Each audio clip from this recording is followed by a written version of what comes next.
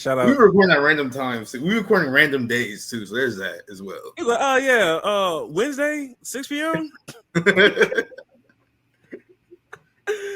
Oh shit, man. Man, welcome back to another episode of the Play for Keeps podcast, the only podcast. And I mean the only podcast. Well, we just do something different every day. Yeah. Today was not one. Well, I was going to say today was not one of those days, but it's for sure different right now. It's definitely different. Exactly. Before we get into all of the meat, potatoes, all that stuff, like everything that we have to go into, don't let Elon Musk, Donald Trump, all of these other non-Africans distract you from the important things in life. Black queens forever, snow bunnies never. I said black queens forever, snow bunnies never. I said black queens forever, snow bunnies never. It's getting real surgical in here. That's what happens when you're with black women. Exactly. Life-changing. It's life-changing. Life-changing. Shout out to the boy. Shout out to the boy. I was wondering when you're gonna bring that one out. One more time. That's what happens when you're with black women. Dana's hilarious, bro. They can never make me hate this nigga, bro. I need them to go. I need that to go viral, bro. Because I'll be waiting for them to go viral, bro. It's gonna happen for them soon, bro. I'll be waiting for them to go viral, bro. Yeah, they had that one beggar. They had that one Silver Surfer beggar. I fucked with that. I know they do for another one. Exactly, bro. They be having bangers, bro. They're gonna get one soon, bro. Oh man. If you're new to this, want to be a part of the community, make sure you like, comment, subscribe. Don't forget donations. Don't forget that. Donations. I can't eat. I'm broke, nigga. I'm broke. And you got the power to change that. You do have the power. You do have the power. You do have it. And remember, if you say no, I beg your pardon. Stop. Exactly. We need to. You saying no, you need to rethink that. Rethink that choice. What you saying no for? I'd rather you stay silent than to say no. Nigga. Anyway, but to the loyal contributors. All I hear is since that check came in. I love it when you talk to me. My cat's Rescind. My cat's Rescind. I love it when you talk to me. My cat's Rescind. My cat's Rescind. Since that check. Every time. We got a lot of things to talk about. If you see me, there's a few things that we must go. We have a lot to depth into, nigga. You feel me? But let's go ahead and let's get rid of the shit that we just don't care about. We do not care. We just don't. We do not care. Give a fuck about. First things first. Kellen Moore, he is the new head coach for the New Orleans Saints. Congratulations. Don't really care. I'm not clapping for that, but I'm sure whatever y'all got in New Orleans is cool. Shout out to him. Yeah. Another thing that we just don't care about. I don't care about it so much that I got to go back to the notes. Yes, the Jets are done with Aaron Rodgers. Ooh, who would have saw that coming? I'm happy for the Jets. I'm happy for Aaron Glenn. I'm proud of that black man. He's like, let me get this cancer out of my locker room. They said I seen a report that was like Aaron Rodgers was like sort of begged them to stay. He's like, please just give me 1 or 2 more years, and it was like, there was like, if you want to stay on the Jets, you can't go on Pat McAfee no more. That was like one of the conditions they had, and that was his kryptonite. I guess that's what gave it up for him. He said, "Oh no, wait, oh no." I had to do some extensive research on this black man real quick. Had to do it real quick, and I'm glad to say, ladies and gentlemen, that's what happens when you're with black women. Life changing. See what happens Aaron when there's a Glenn- black woman in your arms? Aaron Good Glenn with things his happen. black wife and his black family and his black kids, bro. It's amazing. And now he's the head coach. And he was cold. Like, I think I was talking to you. Like, Yeah, he when- cold. a couple Yeah, we weeks saw the ago, highlights. I didn't know he was that good, bro. He was sort of cold. I was like, dang. I was saying, you know what I mean? You go into a situation like this, and they get rid of the other Aaron too. And he from Texas too. What more you want? You know what I mean? Like, great. It's a win. It's a win for us. It's a win for the community. It's a great win for the community. And speaking of things that's great for the community, I will mention them one more ill We do not care. that happened to the black community of We Don't Care. Anthony Edwards. Don't think I forgot about you, buddy. I did forget. I did forget. Don't you think I forgot about you, buddy? You see, every time we did this pre-pod, I'll say every time I'm gonna find something. I'm gonna find something that wasn't in the notes to bring back up. Yeah, and I don't feel bad. Yeah. For those who know, no, I don't care and don't feel no. I feel bad. no- Feel bad for that baby though. Feel bad for that. I baby. do. That baby, he did not ask. He or she did not Yeah. ask for that. That's crazy. 'Cause why are you shacking up with the nigga that said send the video last year and thought you was gonna be? That's different? like he's like third, fourth, baby. Like it's. And I think all his kids is like 1 year old. So he made some interesting life decisions, but And they swear. They he caught up swear. basketball, so nobody cares. So And they swear we ain't got no hood niggas in the NBA no more. They swear. Craig, shut up. They swear we ain't got real trench babies out here, man. Damn. Racist. Damn. But things we do care about. Obviously the Super Bowl recap. Yeah. And also weekend. That's our main. That's our mains right there. The And Luka. two packs of ass. Let's go ahead and start. The Let's two go ahead and cheeks start we have to talk about. Let's start with the first cheek. Is that a pause if I say that? No, bro, because it was cheeks. It was pure cheekery we watched. Oh. Yeah, a real black man won the Super Bowl. That's what. That's how we started off. Happy Black History Month. Sorry, Patrick. Your Black History Month. That was during his half of black, or maybe his half is No. His start. Actually, today. His half start today. Oh, yeah. Happy Black History Month, Patrick Mahomes. To Hey, Brittany low-key, Mahomes, I have nothing to say. Hey, real quick. Do you feel like, because people be joking about like the biracial, like they only get half of a Black History Month. Do you feel like they get to choose which half they get? I think I was talking with somebody about this. We was watching the Super Bowl because they're like, oh my gosh, Patrick Mahomes not black. And I was like, it's his half of the month. I think like if your dad is black, you get the first half of Black History Month. If your mom is black, you might get the second half of Black History Month. That's how I feel like it should be divided properly. And if it's like a leap year, since you get this is the 29th, you each get like that half day. So I feel like that's how it should work. Yeah, you get half the day. That motherfucker expire at noon. Yeah. Expires at noon and go to the other part. That's okay. I'm not mad. I'm not mad. I feel like a lot of people celebrate the front half of Black History Month more than the back half. I think everybody like is a lot more public on that first week of February. That back half is like, we still here, but they already went through all the celebration, the IG post and this, that, and the third. They already went through all of it. They don't feel like they gotta say nothing no more.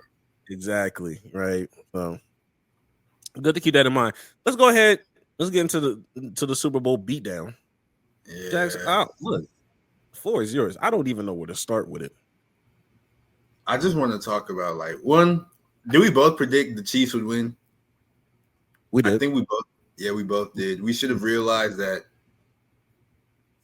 Sometimes it's just like the better team wins because that's exactly who won.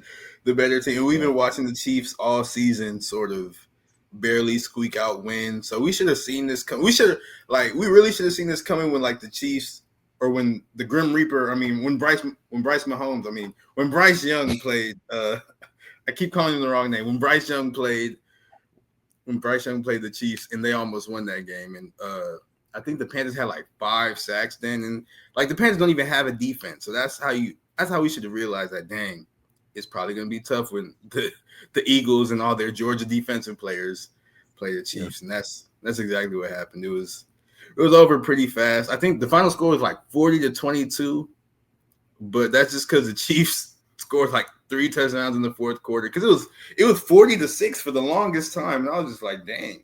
And I know they did like the whole Gatorade bath with Nick Sirianni. They did that before the 2-minute warning in the fourth quarter. Like, it was just a real thorough, like real thorough belt to ass. It was real thorough. It was hey, man, some might even say free bull. You feel me? Goodness gracious. But I'm not gonna hold you. One thing though, I feel like I would really want to, if I'm a player, of course I want to win the Super Bowl, but I really want to go to the parade if I'm a player. That's really the thing I would be looking, because in parade that parade lit as fuck. That parade, bro, they just be publicly intoxicated in the middle of the street and celebrating. If you was a football organization and you could pick any team to have a Super Bowl, which city do you feel like would throw it the best? Like that would throw it the best is 100,000%. Like, I mean, I would actually. This is a tougher decision than you think. Yes. Because I was finna just go like, oh, New Orleans easy, because it's like Mardi Gras soon. It's New Orleans party city. I know it goes stupid as like when the Saints won that Super Bowl. I know that parade was crazy. I know that shit. Then I started to think. I know you said city, but I started thinking like the organizations, and I just know if Dallas ever wins a Super Bowl, I just know that parade. Nigga, I'm flying down. Nigga, I already told my boss, like, nigga, I'm flying down. Nigga, I will make the trip. Nigga. Yeah. If Dallas ever wins a Super Bowl, which I don't know, because let's not even get into that. But if that ever happens, I know that parade's going to be packed. It's going to be so much going on. They have to shut the whole state. They have to shut the state down. It's going to be amazing. But honestly though, I'd say New Orleans. If I had to just go based off city and not organization, it'd be New Orleans. They had the best parade. I think they'll top 2 parade easy. It's just something about the starvation of a Dallas Cowboys ring that really is just like, they really might fuck something up. They'll destroy the city.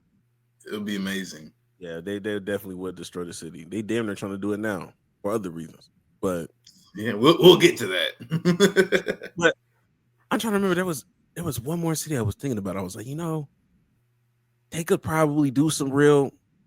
It could probably be a real thing. Not for nothing, Philly's parade looked crazy too. So there's that. Philly always gonna do some. They was going crazy. That looked fun too. Philly always gonna do some damage. Yeah. Low key, I'm gonna be honest with you. DC might do it. DC might rock that bitch. I'm not gonna lie. Now, we have to knowing them.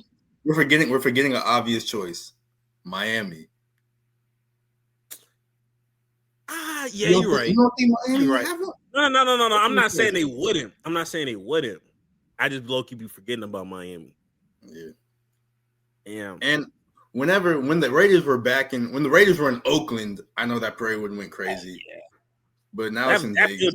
I don't know how many people care in Vegas. Low-key, I'm not gonna lie to you. Hear me out. Cleveland.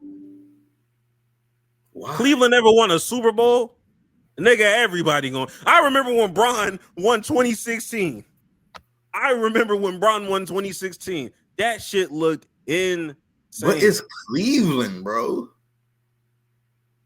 I don't know about that one. Like, I do see where you're coming from, but like Cleveland, the starvation of that fan base. Well, I mean, yeah, because if you're a Cleveland Brown fan, then you have to really love them. Like, you have to go out with a bang, bro. Like, you have to do something. There's no reason for you to be a Browns fan. So Nigga, you would literally have to do something life changing. You would have to do something life changing, bro. If you're a Browns fan, because you don't. When are you ever going to witness that again in your lifetime? Never. Because the moment the Browns win the Super Bowl, Roger Goodell will probably like cancel the NFL. He'll be like, all right, this is going too far. We need to figure something out.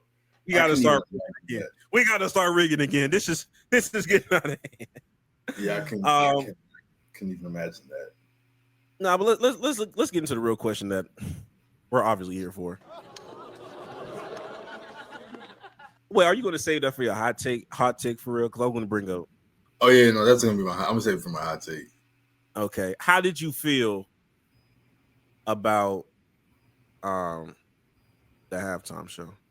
It was like, how'd you like the thing about the halftime show? It's just now with Drake and Kendrick and the whole everything, you can never have a normal conversation about them anymore because it's just been ruined by stands and writers, and that's punishable by death, as I've oftentimes said. But like that halftime show, I'm gonna hold you. I couldn't even. Did I tell you about where I was when I was trying to watch the halftime show? Because I couldn't even watch it. Oh, we was at somebody's. Oh no, we was at somebody's crib. We were watching the game, and it was like a little party, so it was a whole bunch of people. But the sound bar didn't work, so we could hear it on like the TV, but it was mad quiet. So I was just like, we couldn't hear anything. So I just see Kendrick Lamar just doing this. I'm like, what is going? I don't know what's going on. So that environment was crazy. And then there was a whole bunch of people who was just by me, and I could just tell they didn't know what was going on. Like somebody walked in, and they was like, "Oh, who's performing at halftime?" I was like, "What do you mean?" These are all everybody in the story is black, by the way. So this is also who's performing at halftime? And I was like, "It's Kendrick Lamar. You don't know it?" And they're like, "Man, I like Not Like Us." And like, they're like, that song should win a Grammy. It needs like 5. And that's why I thought they were joking, because I was like, that literally just happened. But they were dead ass serious. And I was just like, what the heck is going on? And then when it finally got to the halftime show and like Kendrick came out and like the flag and everything, this one girl, she was like, I hope you perform This Is America. And I was like, I'm not in the right environment. I'm just not in the right environment for this situation. I was like, I'm not in the right place, bro. I shouldn't be here. I was like, I shouldn't be here, bro. This nigga said This Is America. I was just like, yeah, this is it. Oh shit. She might as well have said she wanted to see Robin Thicke. Get bro, the fuck. I was like, all right, man. Oh, but when God. I finally was able to watch the halftime show, I didn't think like it was out of 10, I would have gave it like 7. It was cool, it was decent, but like I think he didn't really play all of his hits because everybody knows Kendrick had like major hits in this, that, and the third. But I think he sort of sacrificed hits for the message a little bit. Because I'm not an idiot. I got the message. Like, I'm not stupid. I see what he was talking about and how he had like Samuel L. Jackson, which was cool. I wish I could have heard it on the first time, but I had to go back and rewatch it and everything. But I appreciated all that Samuel L. Jackson had for the thing. He was like, oh, he was playing the character of Uncle Sam and how he was telling kids, oh, this is too ghetto. This is too this is too that. You can't have it. Like, I got it and I appreciate it. And I did like it. But as a whole, like, I've been to Kendrick concerts before. I've seen him on like perform at other events, whether it be Grammys and this, that, and the third. And it didn't really live up to that, but it makes sense it didn't live up to that because he had 13 minutes and he performed like 10 songs. So he got like 30 seconds a song, if that. So obviously it wasn't as good as some of the other performances, but it was still a great show. The thing I didn't like though, everybody was like, oh my gosh, he wasted too much time talking about Drake and blah. I'm like, he played 2 songs. I'm like, what? But it's just nigga didn't even play Euphoria. Yeah, he did. Oh yeah, he did. But I was like, you can't. Like I was saying though, you can never have like a normal conversation about Kendrick or Drake anymore because stands. Nah, bro. Because if you don't rank it, you said what? I said nah, bro. Because if you don't rank it a 10 out of 10, Then it's obvious you missed the message, right? No, like this, like it was good performance, but I'm just saying I've seen him do better. Like that's really it. And I just know, like, 'cause I'm going to his tour. Like, I know that was going to be insane. So I'm not even worried about it. Yeah, like I said, I'm not gonna lie. Like it was hard to really, take in the performance on the first listen for obvious reasons. You know why? But after I ain't gonna lie, I was so busy in my work, I had no idea Serena Williams was crip walking the first go round. Really? Like, I was like, Serena in this bitch, and why she only in this bitch for 2 seconds? That was funny when she was there. That was hilarious. That was funny. I'm just like, I don't know. Wait, I don't know why. You see all them people that was talking, or I know, like, who was it? It was Stephen A. He said something about Serena, and then Jason Whitlock also said something. Jason Whitlock just a hater in general, but they was like, "Oh my gosh, why is she dancing? She's still focused on Drake. I'd leave her." I was like, "Nigga, it's not that deep." And it was funny. Nigga said, "If I was married, so I'm gonna stop you right there." If you were married. He gonna stop you right there. I'm gonna stop you right there, nigga. I'm here to tell you right now, we don't care. We don't give a fuck, nigga. Yeah, I heard that, and I'm like, "You're not." So what are we doing here?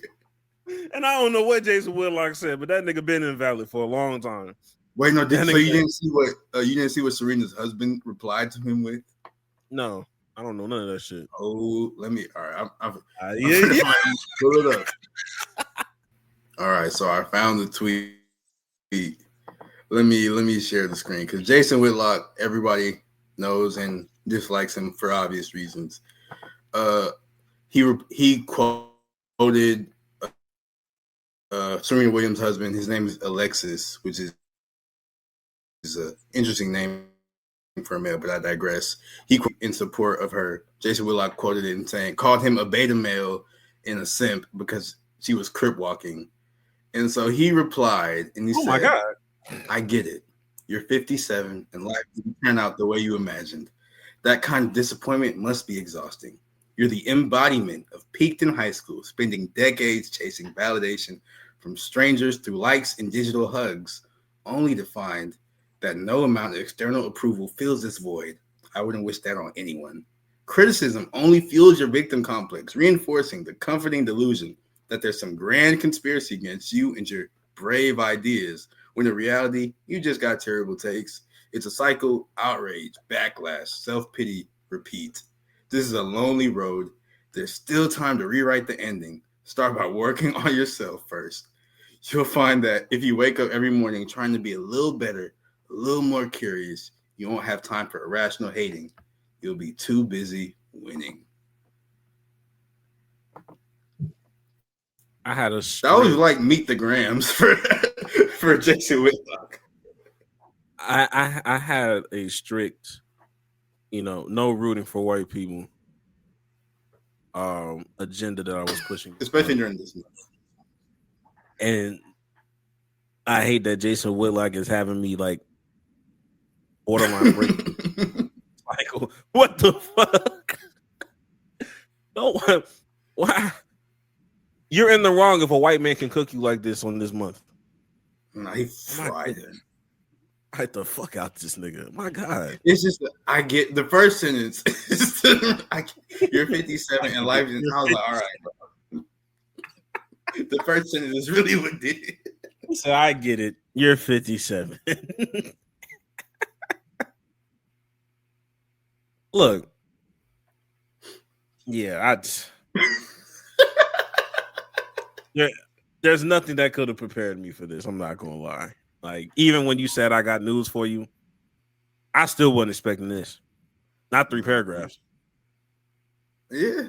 Normally I don't I hate reading all these long, because why are you posting that much on Twitter? But this was funny. So I'm glad I read that. It warmed my heart. This was hilarious, I'm not gonna say kudos to that man. I'm just gonna slander Jason Whitlock for allowing me to borderline be on a white man's side on this national month. Fucking disgusting. What? And then what? I know he had a comeback. I know he ain't say peanut butter skin. I know. Who, Whitlock? Yeah, I know he ain't say no. I know he probably responded to it. Nor do I I don't know care. if he said anything. I know Yeah, he I had don't to care respond. about it. I'm not gonna look it up. Yeah, he don't. that nigga don't let nothing go. But no, I'm glad. I'm glad niggas clap back. Real quick before we get out the Super Bowl, how did we feel about Tom Brady? How did we feel about Tom Brady commenting on the downfall? A lot of people made it seem like it was like the Joel Embiid tweet of that guy that was going to the funeral. To make At the funeral. Yeah. A lot of people was kind of giving that kind of vibe. I'm not gonna hold you about the Tom Brady commenting thing. Like, I have no idea. I have no comment on that. I couldn't hear him. I thought the soundboard didn't work. Right. You're right. And I have no idea. It's not like I was listening, and it's not like I was listening to his broadcast from where I was at, because there were some different broadcasts I had to pull from. But definitely when I got back home and I was looking at like Twitter and stuff, yeah, nigga was definitely nigga was definitely subtle flexing for sure. And it was like, actually stories. This isn't even like Mahomes. I don't even think he's not even 30 yet. So this isn't even like the end of the GOAT. Oh, it ain't even got nothing to do with Mahomes for real. It was just like, like it's one of those things like a play happens and it's not even has nothing to do with Mahomes. He just yeah, my 9 Super Bowls, man. Like I was like, all right, bro. All right. I see what's going on. And I can't hate. Like, hey, look, get your shit off. I would do the same. He got the rings, bro. I seen him. Who's it called? I think I've seen all of them. I think I've seen. I just don't remember. Like, I mean, obviously, I wasn't cognizant for the 2003 one. Probably. Yeah. I don't like his very first Super Bowl, but after that, yeah, I'm pretty sure I've seen. I think he had like seven Super Bowls, something like that. Yeah, 7 Super Bowls. I know. I was coherent for at least 5 bitches. Yeah, I watched at least 5 of them. And then I've seen him in like 10 Super Bowls because he lost a couple too. So like I've seen them all. Yeah, and I saw the loss. I was coherent for the losses. I'll let you know that. I was happy about the losses. I was cheering my ass off, nigga. Yeah, that's crazy because you hate the Giants. I know that's the only time I rooted for the Giants.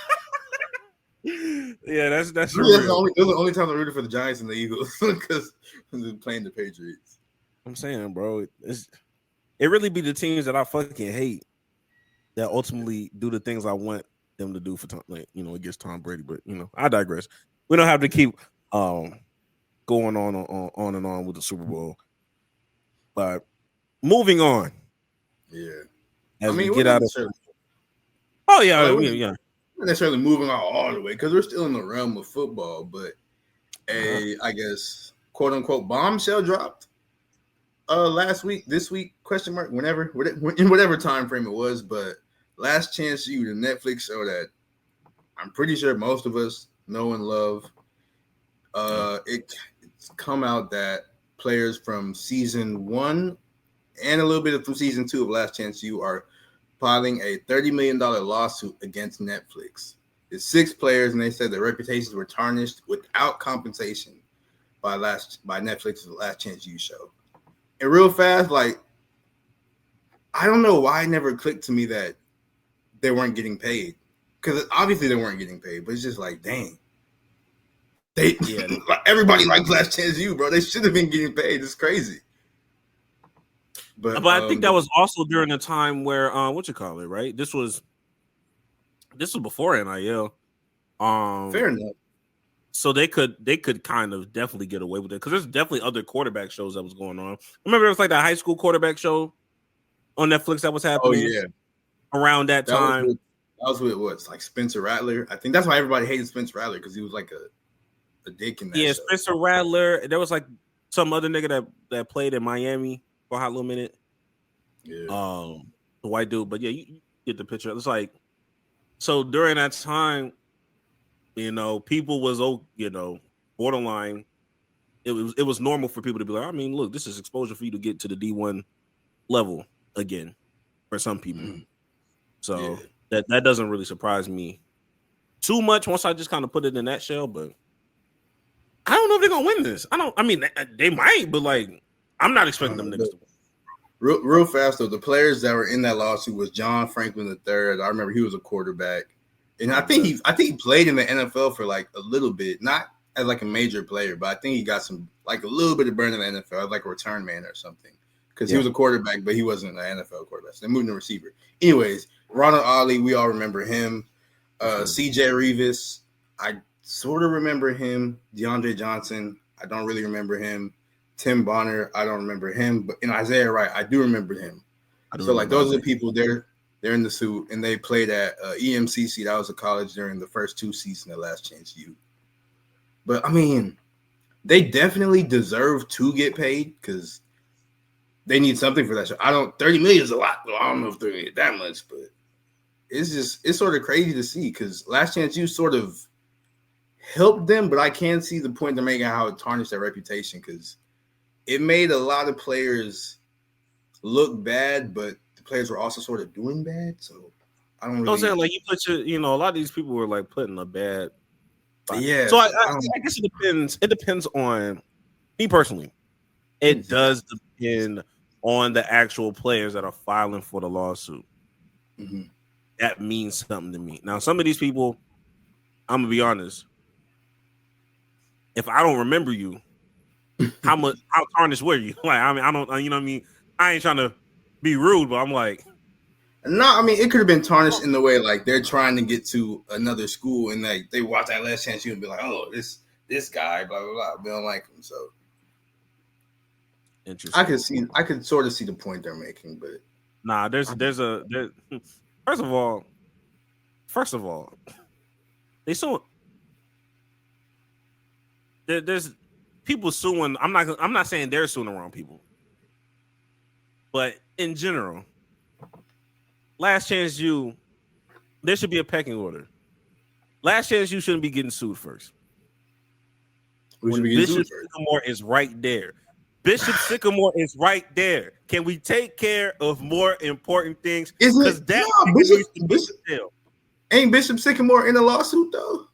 I'm pretty sure they are. I need that shit closed. Like, I need justice to be served. That need to be a closed case. Everybody I think everybody, like, I forget the coach's name, but everybody knows he's a criminal. Every single person. Like they beat up a homeless dude one time. He made them beat up a homeless dude one time. Like, he's an insane human being. Yuck. Who was that guy from Last Chance U? But it wasn't EMC. It was the indie one. Is it Malik? What guy? That light-skinned quarterback. Yeah, I forget his last name. His name was Malik. If a nigga like Malik was trying to give me a lawsuit like this, I'm like, nigga, get the fuck out of my face, nigga. You tarnished your own reputation the way you was acting. You was acting crazy. I could be completely wrong, and this might be stupid, but didn't one of the people from Last Chance U go to Bishop Sycamore? Or maybe I'm just misremembering. Hey, look, I don't remember that. Because, like, I mean, that's actually kind of crazy if that happened, but I just don't remember. Because I think that's why he ended up there, but like I'm probably wrong, so if I'm wrong, forget everything I said. But I think that's I don't think Malik went to Bishop Sycamore. He was playing D1 ball and then went down to Indy. I remember that. And then he went back up to some level of D1. I think Nevada State or some shit like that. Yeah, he was a Florida State quarterback. I remember that. Okay, yeah, you're right. So okay, I was tripping. Yeah, but I mean, look, I'm not saying that they not too far apart, but yeah, but shoot, everybody needs to be. Everybody needs to be sued. Is what I'm gathering from this. Yeah, 30 million is a lot, and I would like to know like what kind of lawyer representation they're going to have. I know Isaiah Wright was really vocal on Twitter talking about, yo, I'm trying to get on somebody's podcast. DM me, like I'm trying to tell my story type shit. I did see that. And I was very tempted. But I was like, let me sit this out. Let Let me sit this one out. I'm not sure. I'm not sure just yet, but you know, we'll whatever think about platform they decide to go, whatever platform they decide to go crazy on, I'll react to it. But bringing that nigga on this platform, I don't know. Not sure just yet. Yeah. Look. We'll see how it goes. I hope it turns out well for the defendants, whether or not they get the 30 million. Maybe they get 1 million. I don't know. I hope they get something out of this, though. In all honesty, I truly do. Do you think any of their experiences on Last Chance U hindered them from getting did more harm than good, in your opinion? I mean, I know they're giving a lawsuit, but like from your point of view, I could see. I didn't, of course, read the whole court documents and what exactly they were saying, but I can sort of understand what they're trying to get at, though, because like more attention brings good and bad. Because like it's good because you get exposure for these colleges, and then it's also a little bit bad because like once people see you on a national stage or international stage with Netflix or whatever, they want to get at you more for whatever, whether it be money or this, that, and the third. And then even to another point, like I was saying, like some of the players, it helped them, but like it showed a undercover side. Because I think, who was it? I think it's Ronald Ali. Like I think they showed him like smoking weed a couple times and stuff like that. And it's just stuff like that would be getting exposed, and like their family backgrounds and this, that. I keep saying this, that, and the third, but it really be like that. So I can sort of see the point they're trying to get at. So I sort of see both sides of it, but like I said, I hope they get some money out of it because Netflix is a $1 billion corporation. They won't be sad if they miss out on $30 million, bro. Yeah, I mean, and if we're being honest, they really did, especially Eastern Mississippi or East Mississippi, like they really did backpack the show for what it is, and it's the reason why they have multiple seasons and why we became fans of the show. So name and mention likeness on the back end, you not hurting for that. You can I don't know if 30 million, but y'all can do something. Yeah, they can. But do you feel like do you feel like there's an onus to compensate everyone involved, even the ones that didn't? You know what I mean? Like, do you feel like more people would come into the woodworks if they were to successfully win a lawsuit? I feel like everybody, I think everybody that was on that team should get like a minimum sort of payment. I'm not saying it's going to be like in the millions of dollars. Not saying it's going to be in the thousands of dollars, maybe like in the hundreds. But as far as the people like get focused on specifically, like I know Ronald Ali, and I remember there was another player. I think his name Bobby Bruce. He wasn't at EMCC, but he was there with another season. He should have been compensated because they focused on him a lot. Like everybody, if focused on a whole lot, should be getting a lot. Should have got a lot, or they should get more than like the whole minimum payment. They should get in the thousands or however much, like the minimum payment should maybe be like, I don't know, 500 or something like that. But the main people should be getting way more than that. If anything, that's how I look at it, at least. Do you think they should do that for every school that was? For sure. Yes. Like, they should do it for NDU and other school. Okay. 1,000%. I'm surprised JB hasn't really talked about it. He talk about everything. His ass. But, he'll talk about it soon. He'll talk about it soon. That's not for sure. If not now, later. But yeah, we'll keep y'all updated as soon as we get some more verdicts on that as well. Yeah. But Jackson, it's basketball season. We have closed the chapter of football. It is basketball season now, my brother. I miss football season. And what a time. And why not start? Not with the All-Star, but with Lakers All-Star, Luka Doncic. I mean, I know he's not an All-Star for real, but we know, nigga.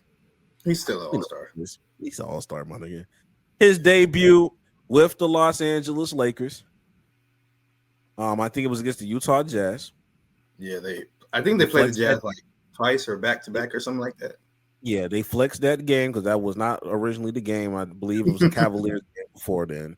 They flexed it to ESPN at 10 p.m.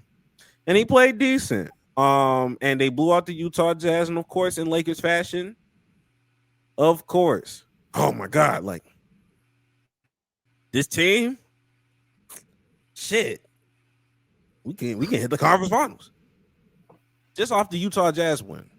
And then they got blown out by the same Utah Jazz team the next day, and those competitions died down just a tad bit. But you know how Lakers fans get. But in those games, in the win, Luka, he put up I think like 14 and 4, made a couple threes, or really made 1 3. He didn't play really good. He didn't play terrible. Then in the loss, he put up 16 and 4. He had 5 turnovers though. But watching those games, you could this probably don't really help Luka at all. But he did look a little. He looked a little out of shape. I'm not gonna lie. Maybe Nico Harrison might have cooked a little, just a tad bit on that one when he was like, "Luka's so out of shape and he's 270." But I don't think he looked 270, but he for sure looked very, very, very slow. He did not. I mean, he hasn't played since like Christmas, right? Yeah, he hasn't played since Christmas or before. Yeah, Christmas. he hasn't. Yeah, like that nigga's been deep in December, and now we're in the middle of February. Exactly. And he was on a type of injury where he was on a scooter. Like a one-legged scooter. Yeah. So I know he wasn't getting proper cardio. I think it's a testament that the nigga didn't blow up during them 2 months. Yeah. The way they be talking about the nigga, you would think talking about him like he was Zion, bro. Exactly. Shit. You know what I mean? So, you know, he'll have to play his way back into shape like he, you know, typically always does. So I'm not concerned about that. Nico was not cooking. Nigga been burning the kitchen. Nigga been burning the kitchen. My God.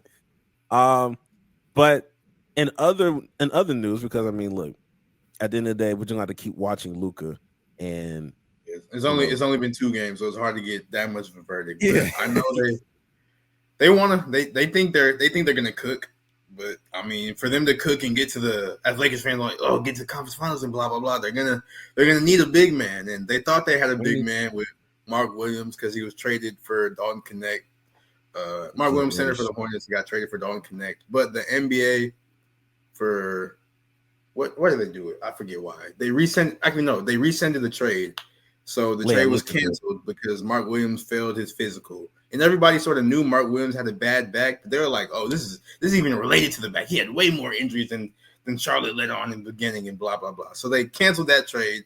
So Dalton Connect had to get back on a plane and fly back to LA so he could be on the Lakers again. And I think he did play in that game against the Jazz. So that's sort of funny. But Mark Williams, he still hasn't actually rejoined. Nigga still in LA. He don't want to believe it.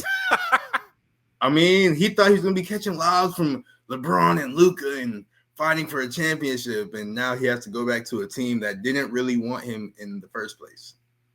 He got to go back to 47 days, 47 nights, nigga. Yeah, and he got to play with the Hornets, who are not a good team right now. Nigga got to go back to Miles Bridges and LaMelo Ball, who don't be on the floor for real. Yeah. And I'm supposed to, feel some type of way that he don't want to come back. Nigga, I wouldn't want to come back, nigga. That's crazy. It's very common sense. It's the evil world we live in, man. No, I think when it comes to that Hornets trade, I remember there was a report out that Rob Pelinka said the Hornets came to us with the Mark Williams trade offer X, Y, and Z. And I'm not gonna lie to you. When I first heard that, I was like, nigga, stop fucking lying to me, nigga. You need a center. And they already said there was reports that you were actively shopping for, that type of center. And I'm supposed to believe that they came up to you, but then I had to think.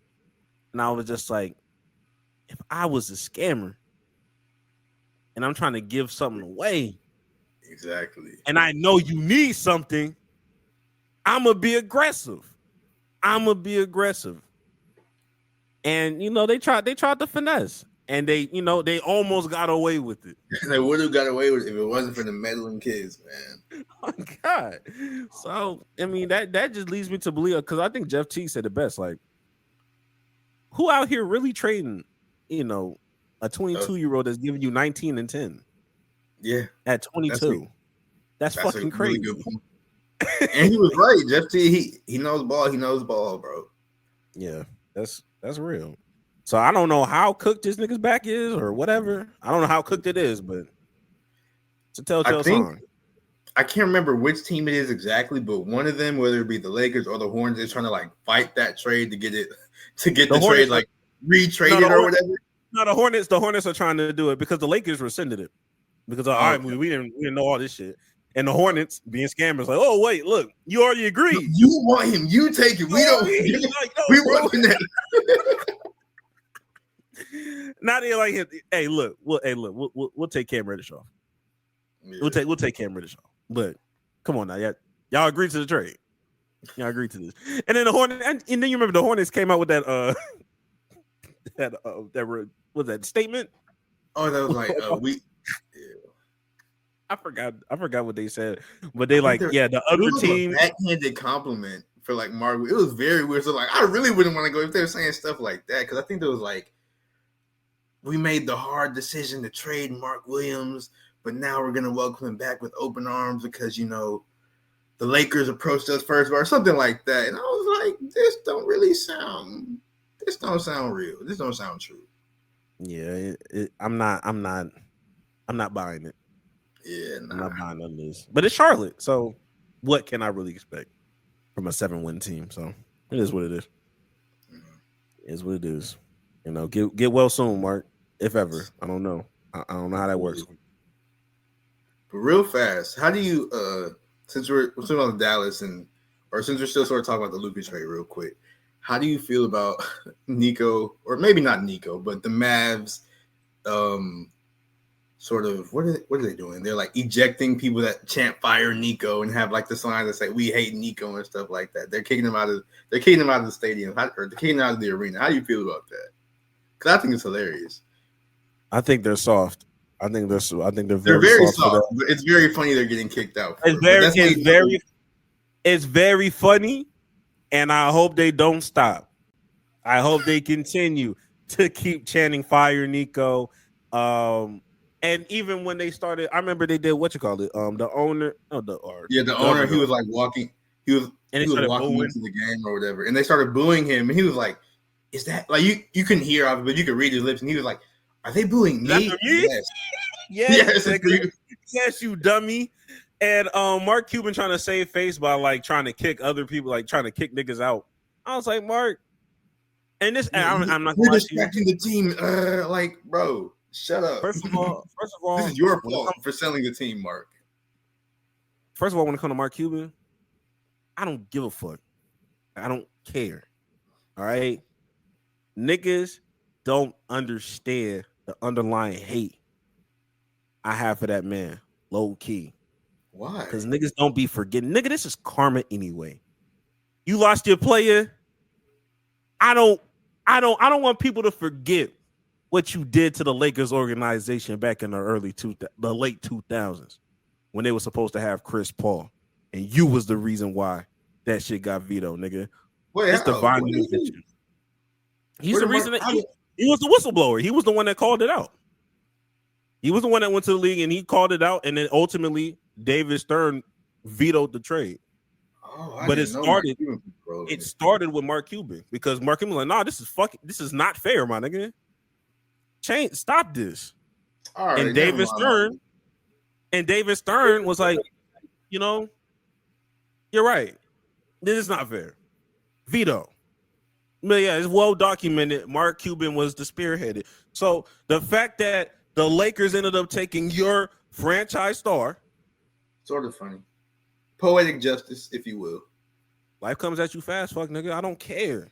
I don't care. I hope they say fire Nico some more, my nigga. They even saying fire Nico, like apparently Nico Harrison. I guess he was an alma mater at SMU, or maybe I don't know why the nigga was at the SMU game. They was saying the chance there too, And unfortunately for you, you can't kick him out. You can't eject them niggas. Them niggas was chanting that shit all night long until you decided to leave, and then they cheered your ass out as you left. I hope that city keeps going and applying pressure, my nigga. Actually, no. Did you see that one? There was a report got released that he's getting death threats and blah blah blah. Yeah, I did see that, and he's like has security with him or some shit. But then like there's another reporter. I think like ESPN, one of ESPN's guys, he reported that. But then another local Dallas reporter, he like called the Dallas police station. They were like, "Hey, is Nico Harrison getting any death threats?" And they were like, "No." So he called him out about that. Yeah, yeah. So them death threats are probably fake. Not this nigga lying.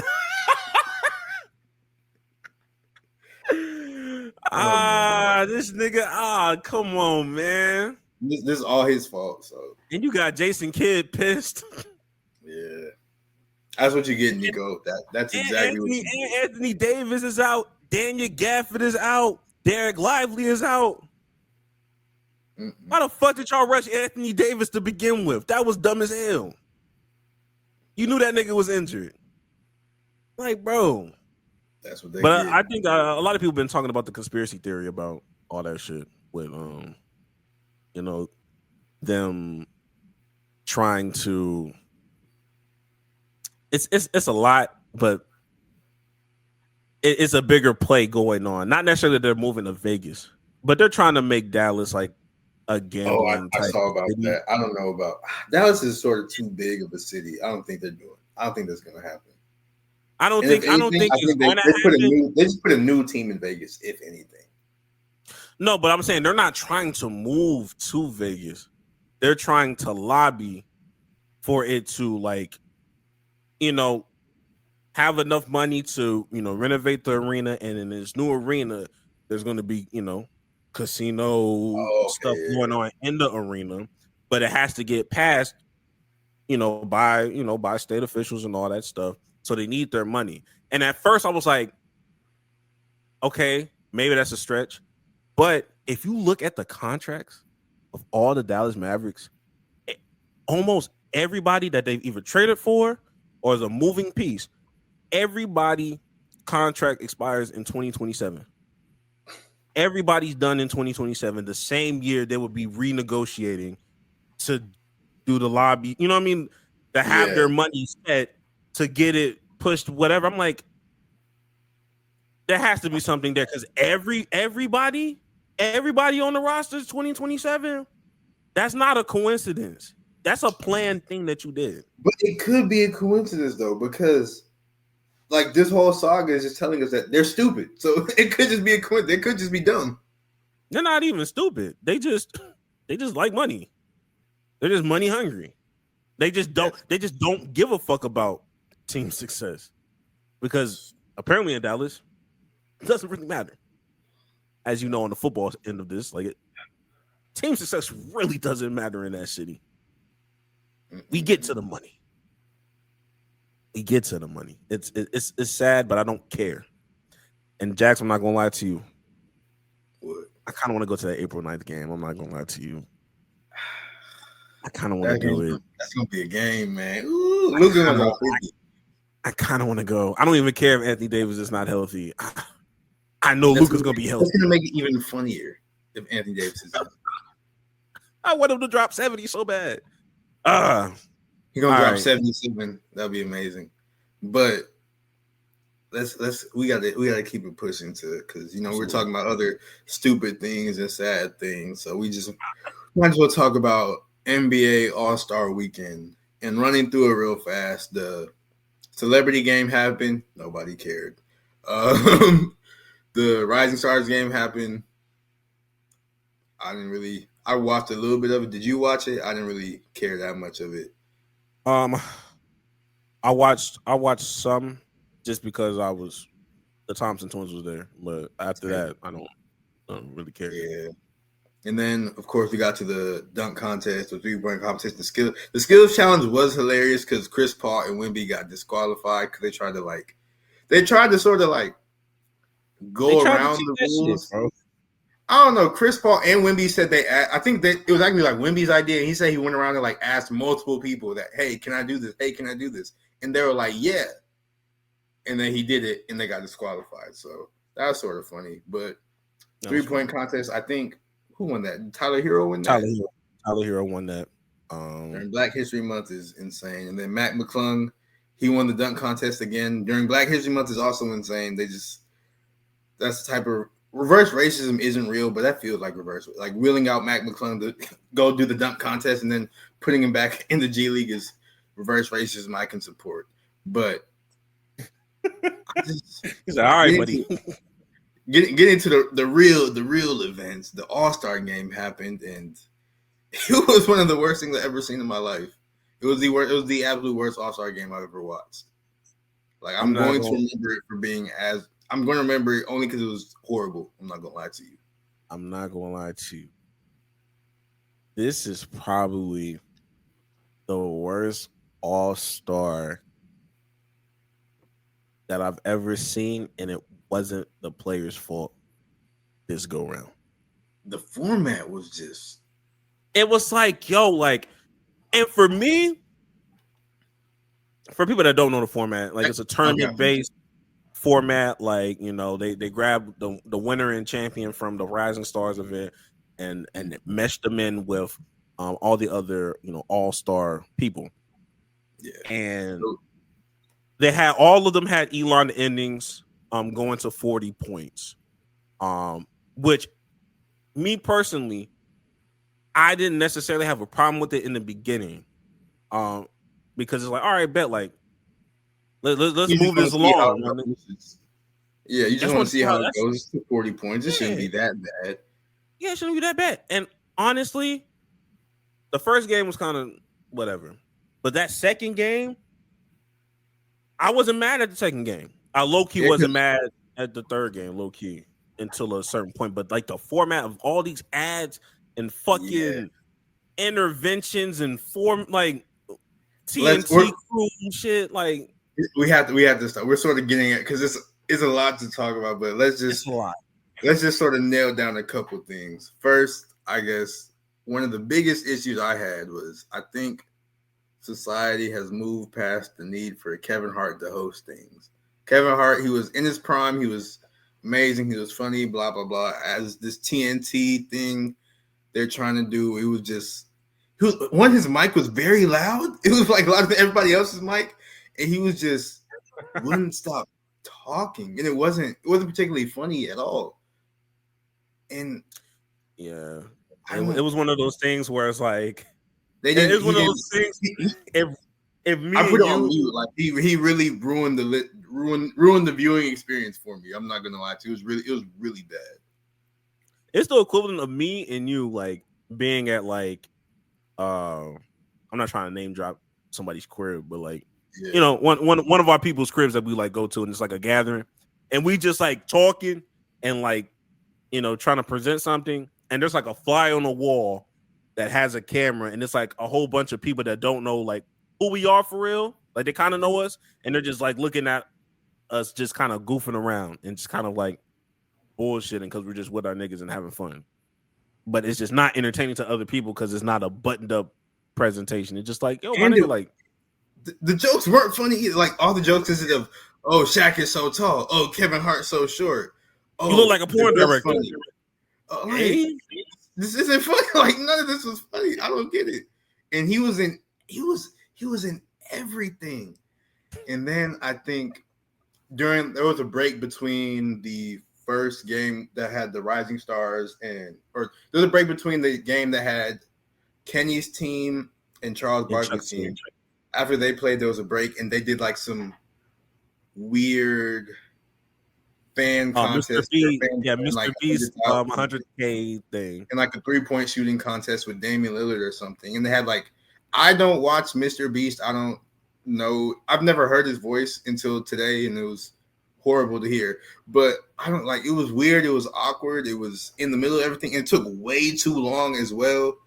And the fan, shout out to the fan, he got the money.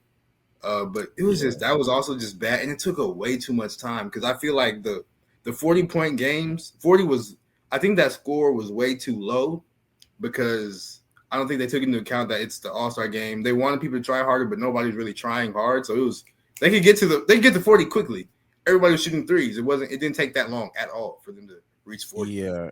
And it's a combination of that, and it's just like you're not going to be able to like properly put in, your reserves or your bench players. Like, me personally, I'm happy the nigga was just, Sengun was just an all-star. But I know that nigga didn't play more than 4 minutes, 3 minutes, maybe.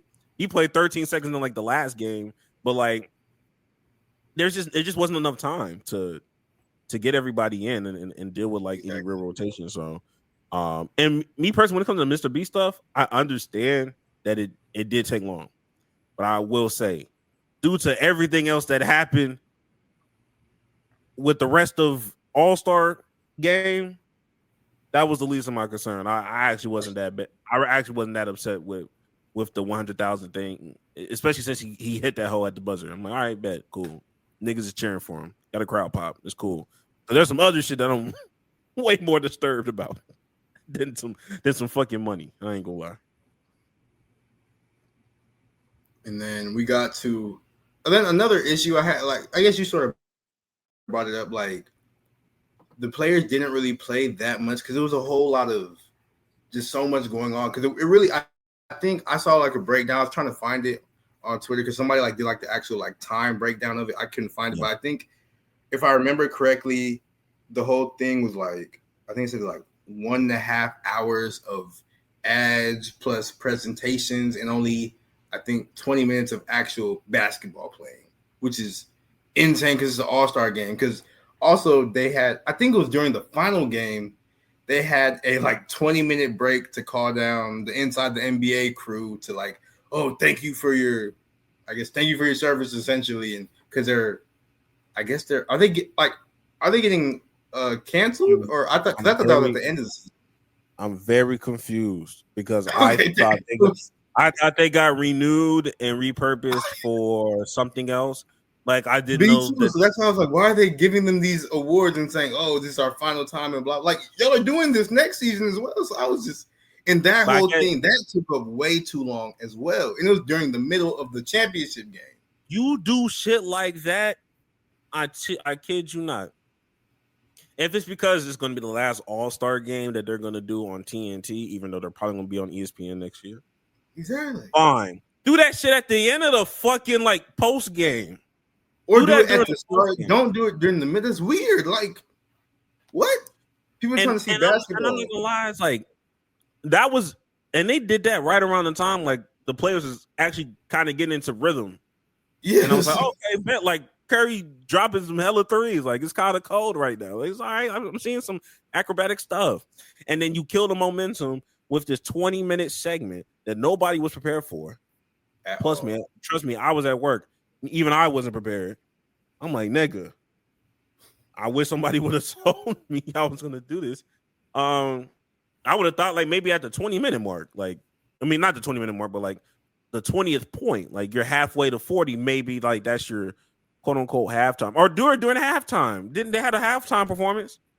Shit. Oh, shout out to LiAngelo Ball that had a halftime performance. Oh yeah, he did. They said breath control was beating his ass. I ain't gonna lie. Did you watch it? Nah, have you seen it? I ain't gonna lie. The first 6 seconds, yeah. Breath control was beating that nigga. You could tell that was his first time, like rapping and moving at the same time. Like this is real first. Like trying to project your voice while doing that. So I'm not surprised, but I mean, hopefully he gets better. Yeah, because Detroit, when he was at the Detroit Lions game, like he was just standing and just kind of basically doing it. That's different than you like walking in more like a full performance. You got the dancing, you walking in, the lights everywhere, and all that. So yeah, but more power to him. Like there's potential, but just too much, just too high of a platform. Like there's no reason why you have this platform right now. Build yourself up, but it is what it is. It is what it is. I wasn't even mad at the halftime performance with E40 and Cardi B. Like I mean, it was It was okay. Like, it was cool. Like, people was like, I ain't trying to hear none of that. Look, it wasn't bad though. Like, even though you didn't want to see it, like, it wasn't awful. It was Yeah, cool. like, and it was Saweetie was there, bro. I watched Saweetie do whatever, bro. It's Saweetie. Type shit. Exactly, bro. But since we on this All-Star topic, I want to bring up, because Draymond, it was in the Bay Area, so Draymond, and he also works for TNT and blah blah blah, or Turner Sports rather. So Draymond was there doing his Draymond thing and saying a lot of stuff, including guaranteeing the Warriors would win a championship this season. But he made some comments that I agreed with, but I don't know if Greg did. And let me pull him up real fast.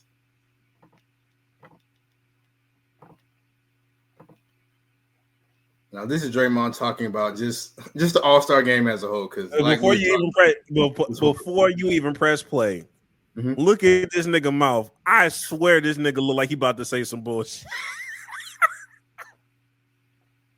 He about to say some shit that's gonna piss me off. Look at this shit. All right, you can play it now. But I'm like, bro, look at this shit. Anyway. I had to work. And this goes, I'm coaching some team. And she's right. Some team that no one wants to see. Oh, man. I had to work so hard. The old man is crazy. Hey, that ad-lib was perfect. He knows he's gonna say something. I'm gonna keep it going though. To play on Sunday night of All-Star Weekend, and because ratings are down, because the game's bad, we're bringing in Rising Stars. That's not a fix. I never played in the Rising Stars game. My first 2 years, I didn't touch that game. Woo-hoo. And these guys get to touch the All-Star floor on Sunday night? Like, when the floor is the floor? You know, in America, the president has Air Force One, right? Yeah. They have several of those planes. It's only Air Force One if the president's on it. That's the All-Star floor. You have the court. You have the events. It's a nice looking court. When All-Stars are on the court, now it's the All-Star court. Those guys did not make the All-Star team. To be playing in the All-Star game and you did not make the All-Star team is absurd. And this goes. I'm not gonna hold you. I agree with that completely. Like, shout out to Adam Silver for trying to do something different. Sometimes you try some stuff, it don't work. This is one of the things that did not work. But, like, goodness gracious, I don't. How do you feel about what he said, Greg? Because I understand. I appreciate. I don't really like the messenger, but I did appreciate the message. I'll say it like this. I cut that shit off when that nigga said in America. Once that nigga said in America, I cut the rest of that damn shit off. I saw it. I was like, yo, that's when I was like, all right, my nigga. I'm gonna stop you right there. It's getting out of hand. But when I because for people that don't follow me on Twitter, I retweeted it and I was like, my brother in Christ, you made the sandwich.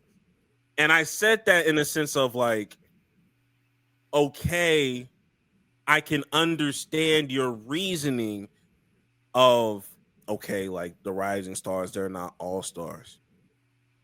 But we got here for a reason. Like, this not like no shit like, okay, like everything was perfect, everything was cool and fine, and all of a sudden a nigga just decided to remix it up and say, you know what, fuck it.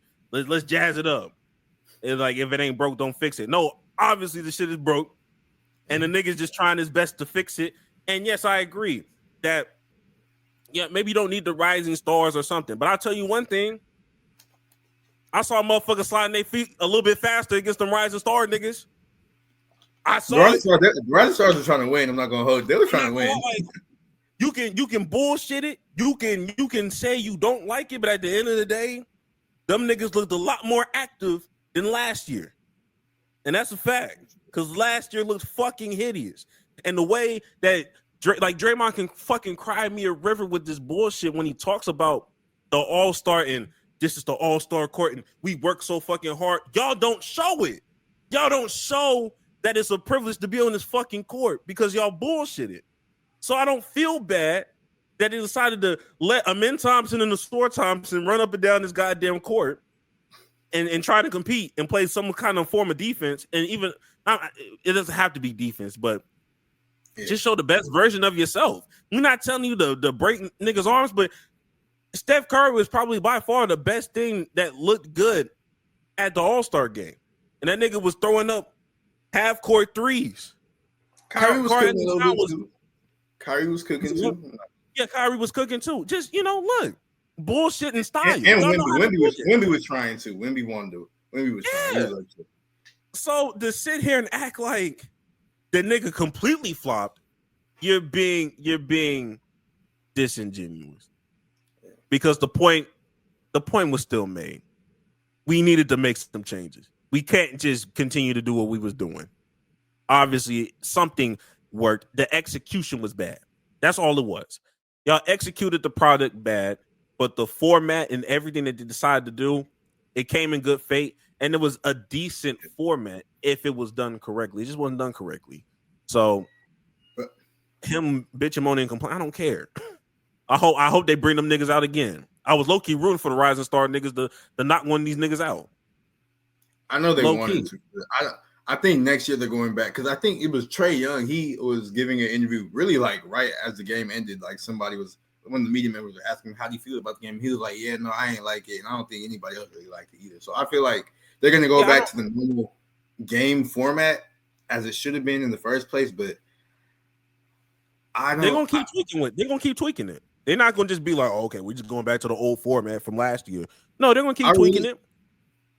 I really think like the way they should do it is they should do it in a true pickup game type fashion. Like announce the All-Stars and this, that.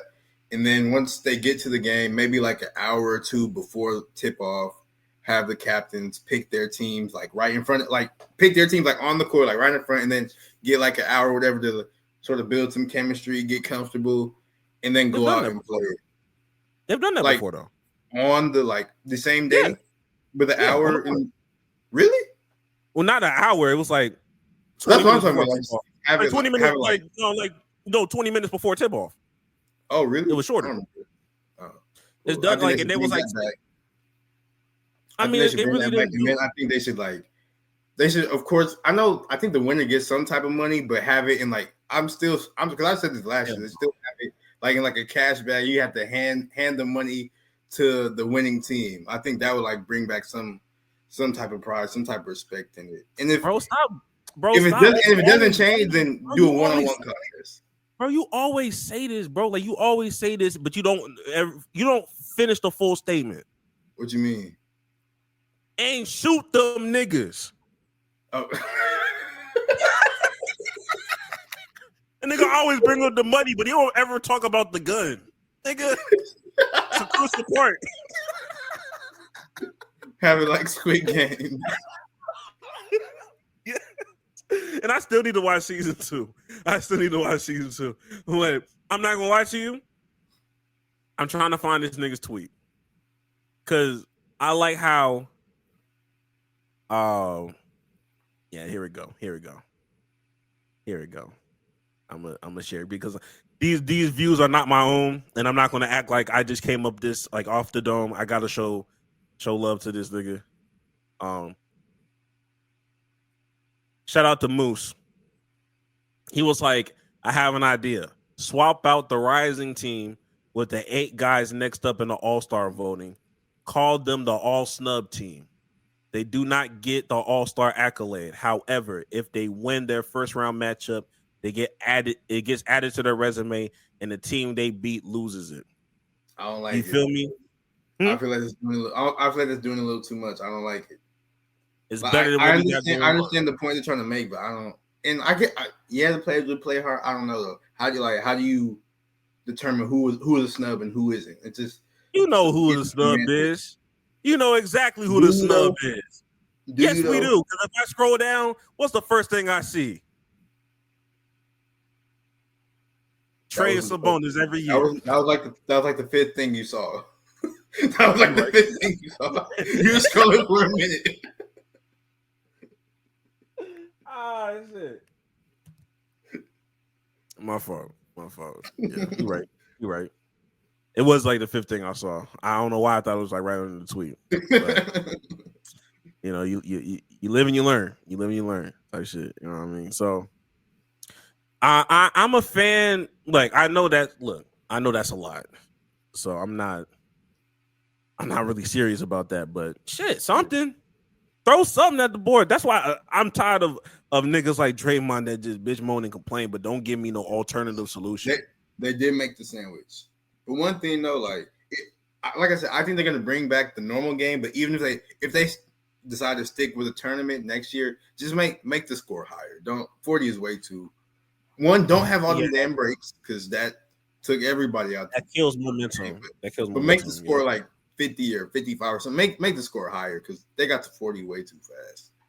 Yeah, like if you go to 60, I feel like it gives you enough time to like bring in your bench unit or something and give them some minutes as well. Because they didn't like that last championship game. Like I don't know a lot of bench players that played. It was just starters in that hole. Like I said before, like I think Sengun only had like 13 seconds in that game. You know, skill issue, I guess, but still, like, look, figure it out. For sure. And honestly, everything else I have to say about All-Star could be like a hot take, so I'll just leave it alone. But I don't. I know one more thing to All-Star before we get to hot takes and everything. LeBron, you knew you wasn't gonna play that All-Star game. You should announce that way earlier so somebody else could have got that spot. Same with Anthony Edwards because he ain't play either. I understand because I was on that side of the fence, but a part of me felt like LeBron found out about the rest of the format. You know, not the tournament, but like the rest of the format and the TNT crew shit and all this other stuff. And I felt like he saw all this shit last minute and said, I'm not partaking in this bullshit. And I'm not gonna lie. And on top of that, because I can't defend Ant. But I can defend LeBron. This is not going to be his last All-Star because next year is going to be in LA. Next year All-Star is going to be in LA. That will be his last All-Star. And I think it pretty much confirms that next year is going to be his last season. I've been thinking that though. I've been thinking that. Too many lines. It's too many stars that are aligning right now. Well, you don't think he might try to play a little bit with Bryce? Wait till Bryce get in the NBA. I mean, you think LA finna go grab Bryce too? No, LA won't do it, but because LA is gonna be Luka's team by then, so maybe not. Yeah, and then it's like, okay, are you gonna take Bronny out of that G League and take him to whatever G League you go? I don't know.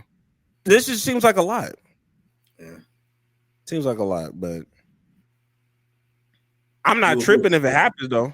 If it happens, hey, more power to him. I'll fuck with it. Yeah. We'll see. But Greg, football season, it's over. So we don't have any more picks. So I'm sad about that. But that just means about that time. It is about that goddamn time. All right.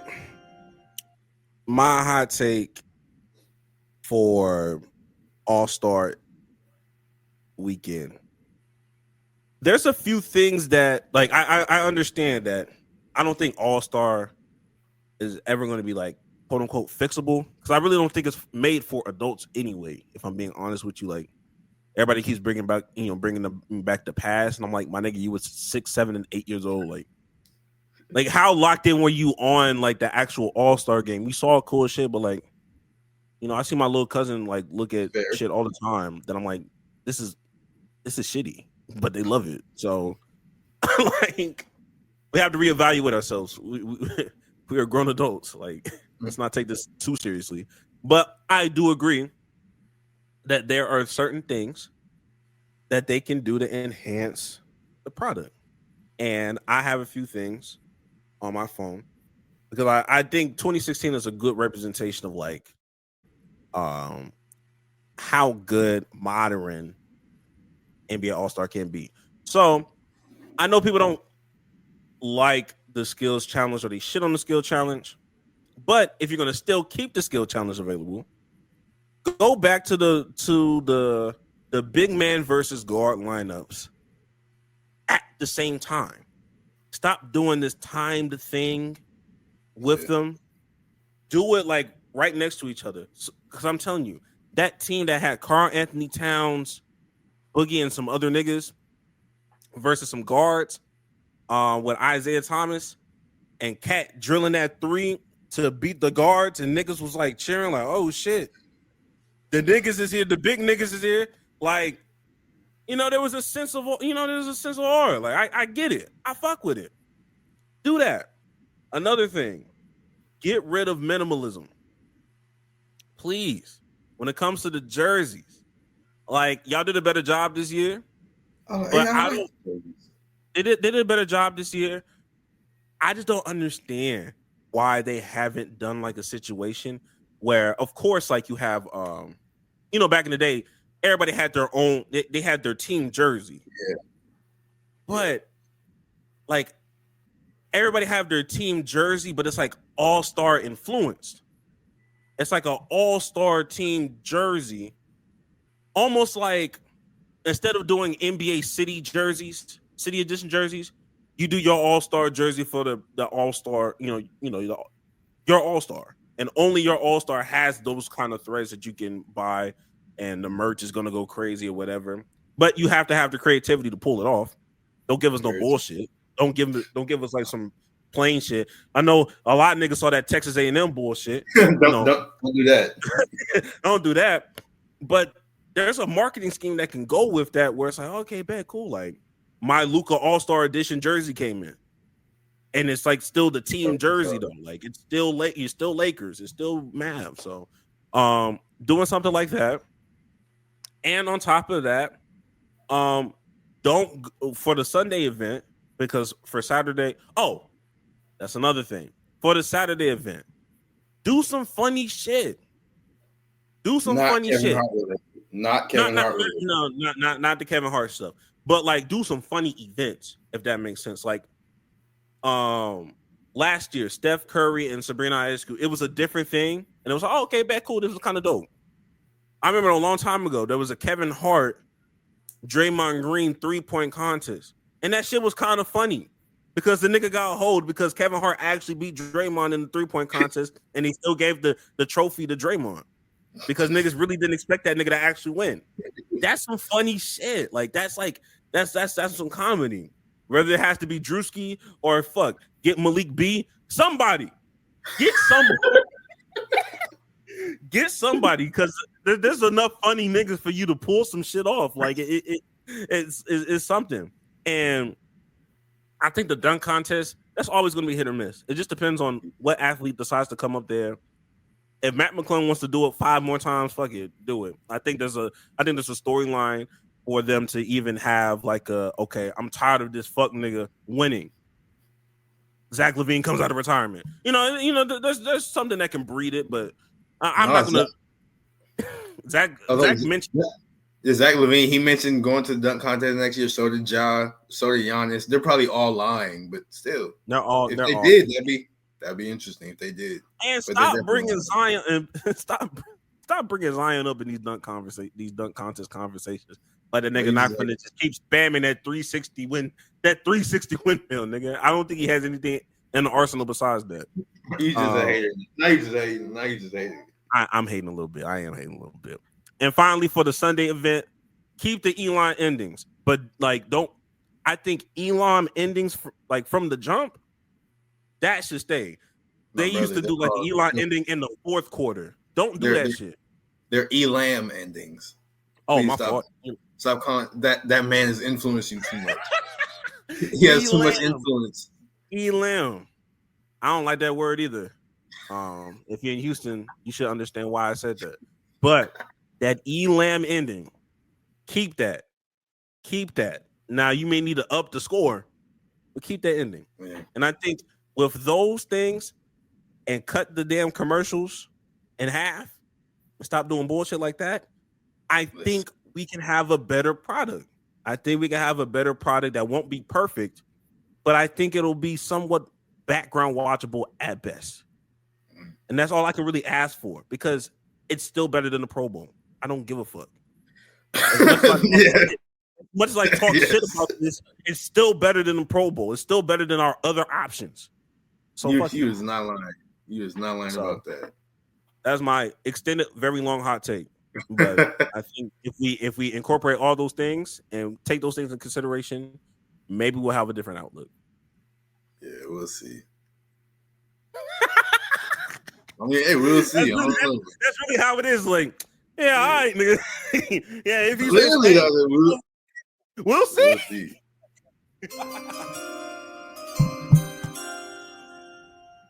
All right, my hot take, and it's probably it might be a little hotter now that Mahomes and them lost. But my hot take is Patrick Mahomes is like if LeBron James had Michael Jordan's career, and Tom Brady is like if Michael Jordan had LeBron's career. And when I say that, I mean that as far as talent-wise, because Patrick Mahomes, he's like a LeBron level talent in football terms, of course. Not saying athlete because nobody's the athlete that LeBron is probably, but like their careers path is sort of similar. And like just watching them play, I even thought this before the Super Bowl. I was watching this game or watching the games they played and sort of comparing them to Tom Brady, and like they always get these Michael Jordan comparisons and LeBron comparisons, but that's just really how I feel. I feel like it's really like that, and you can sort of see it. Well, it's a little skewed now that Mahomes and them lost, but because Jordan has never lost, but it's sort of like that LeBron having Jordan's sort of it's like LeBron talent having Jordan's career path, and then Tom Brady, we were talking about earlier, like maybe I think 10 Super Bowls, maybe more, and he like not 10 Super Bowls or something like that. Yeah, he didn't win all of them, of course, but he won a good portion of them, and that's sort of like LeBron has, because LeBron's been in damn near, or at least there was a period of time where LeBron was in every single finals for like a decade. 10 straight years. Yeah. 10 straight years, yeah. And LeBron obviously didn't win all of them. That's sort of how I feel like Tom Brady has. That's where I see the similarities. That's really my hot take. Patrick Mahomes, he's like if LeBron had Mike's career, and Tom Brady like Mike had LeBron's career. So that's my hot take. I can see where you're coming from. Niggas gonna kind of look at you crazy because 7 out of 10 is definitely different than 4 for 12. But I get the vision though. You see the vision. That's all I need. I just need people to see the vision. Niggas get nitpicky when it comes to these niggas, when it comes to GOAT talk, but yeah, punishable by death. Punishable by death. Bro. Yeah, the meat riding does need to stop though. I think then we got to stop doing that. Not me, but I'm just saying, just in general. Hey, did you see these? Not to get off topic, but have you seen those all-star press conferences or post conferences of like just random people asking athletes questions, and it'd be like the lighthearted ones. Like there was one about Kyrie, and he was like, "Yeah, Kyrie's just so crafty." Sorry, Kyrie. You're so tough. I was like, all right, bro, you need to relax. You need to relax, brother. But did you see the one with Donovan Mitchell? No, he was just like a lot of people. He was like a lot of people call LeBron sunshine. My sunshine. Is there a lullaby you would like to be like called or whatever? And Donovan was just like, no, who calls that nigga sunshine? And like 3 different niggas like, I do. I mean, I do, me. And he was like, nah, I think anything that's inspired by like Spider-Man, like I think that's cool. But other than that, I'm cool off the lullabies. But the fact that I heard 3 different niggas in the background say I do had me fucking weak. Cause that's crazy. That's very insane. Death. Punishable by death. Yes. That's all I have to say. Oh man, we're getting towards the end of this podcast. And Jax, do you have any last words before we get up out of here? Like I always say, brother, if you want to change your life, please go do some life-changing shit. Life-changing. Exactly. I know that's right. That's what happens when you're with black women. Oh shit! That's my. the redacted show, they need to go viral very soon. I gotta spam it again. That's what happens when you're with black women. Exactly, nigga. Exactly, my brother. For me, look, life is not it's not that deep sometimes. Y'all got to take a step back. Y'all need to just take a step back and understand you are a fucking adult. Sometimes you got to remember and remind yourself you are a fucking adult. Call that number if I ever catch you looking up TV ratings about the All-Star weekend. You are a grown ass man. At some point, it is not that deep. None of it is. You are a grown ass man. You can listen to Drake if you want to. You are a grown ass man. This whatever what's it called? Parasocial relationships. Yeah. People got you are really a grown ass man. I want you to remember that. Anytime you about to do something that just feels borderline childish, just understand. You pushing 25. You're 27. You're 26. You're 29. Some of y'all pushing 30. Some of y'all are 30. Some of y'all are 30 plus. Shit. You know what I mean? Some of y'all going through y'all mid, like I just said this a long time ago. Some of y'all going through y'all midlife crisis right now. You don't know about it. Y'all have no idea. I hate to be the one to break it to you. I'm gonna leave it at that because it might get a little bit morbid if I say anything else. But y'all get what I'm trying to put down. Live your life. With that all right. With that being said, we'll catch y'all niggas next week. Touching grass. Go get some bitches and leave us the fuck alone until next week. Oh my goodness.